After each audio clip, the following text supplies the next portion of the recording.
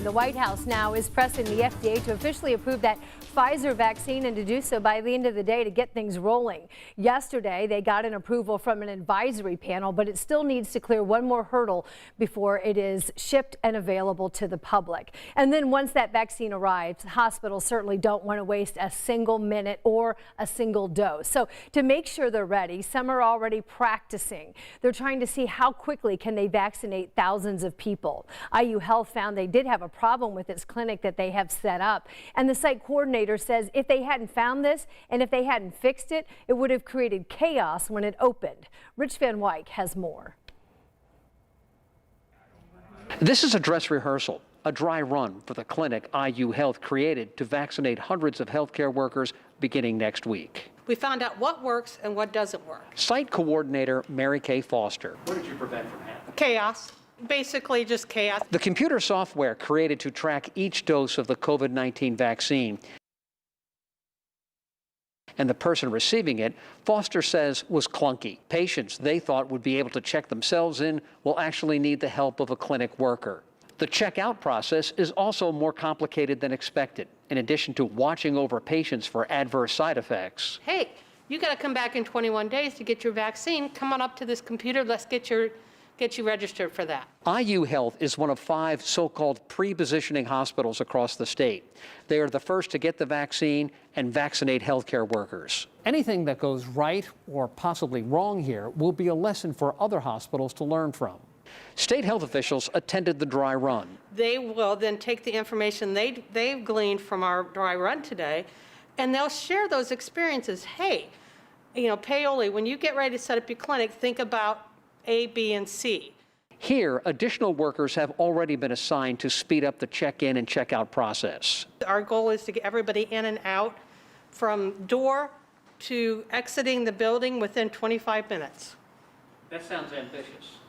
I think it's doable. A colorful mural drawn on the clinic wall raises hope and makes a promise. The coronavirus, this stops here. You know, this really has been an exceptionally difficult year for all healthcare workers, and in recognition of just that, IU Health sent an internal memo to all of its team members today. That memo announcing a $600 COVID-19 Performance Award. This is a bonus that's going to impact 34,000 IU Health workers all across the state of Indiana. We also learned today that Vice President Mike Pence is coming back home to Indiana. He'll be visiting here next week as the state prepares to get those vaccines out. Pence is going to visit a vaccine production facility in Bloomington on Tuesday. Also, while he's there, he's also going to host a roundtable discussion on Operation Warp Speed. That's the Trump administration's push to get vaccines developed and distributed quickly. Other businesses are also preparing because they have a role in the rollout of the vaccine. FedEx, for example, is giving us a look inside their cold chain center. This is in Memphis, Tennessee. This is really a critical point for the Pfizer vaccine. The executives at this shipping giant are calling the vaccine a shipathon.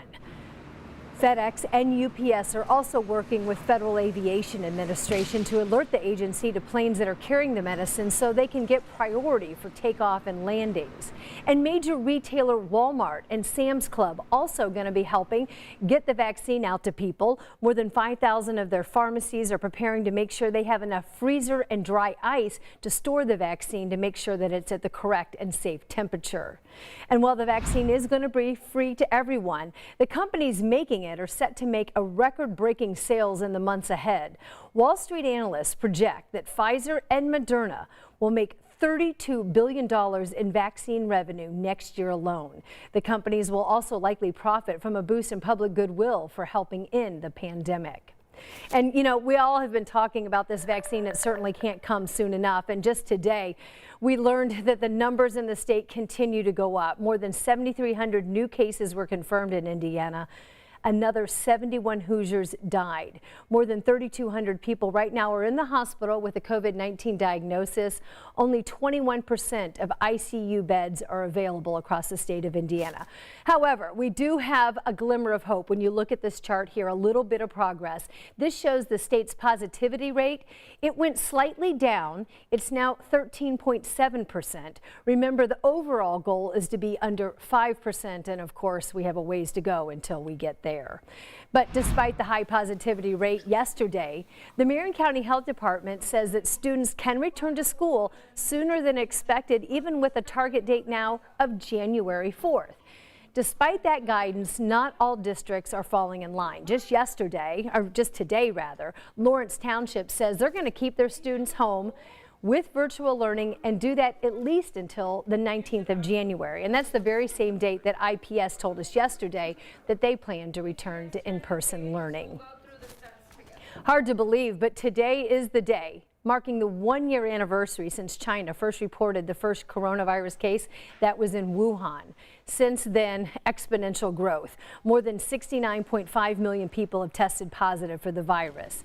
However, life at the epicenter of the pandemic in Wuhan right now, here's the scene, pretty much back to normal. The streets are busy, restaurants are busy, kids are back in school. The only change there is that everyone's wearing masks. The World Health Organization still has a lot of questions about the origins of the virus. They have yet to get their own investigators on the ground there so they can look for answers. What we do know is the first clusters of human cases that were detected were in Wuhan in China. There was a massive response to contain that disease there, and we look forward to working with our Chinese colleagues, our Chinese scientific colleagues, to understand better the origins of the virus within China or beyond China, wherever that leads. The World Health Organization hopes to get a team in Wuhan early next year to work with Chinese scientists to begin the hunt for answers there on the ground.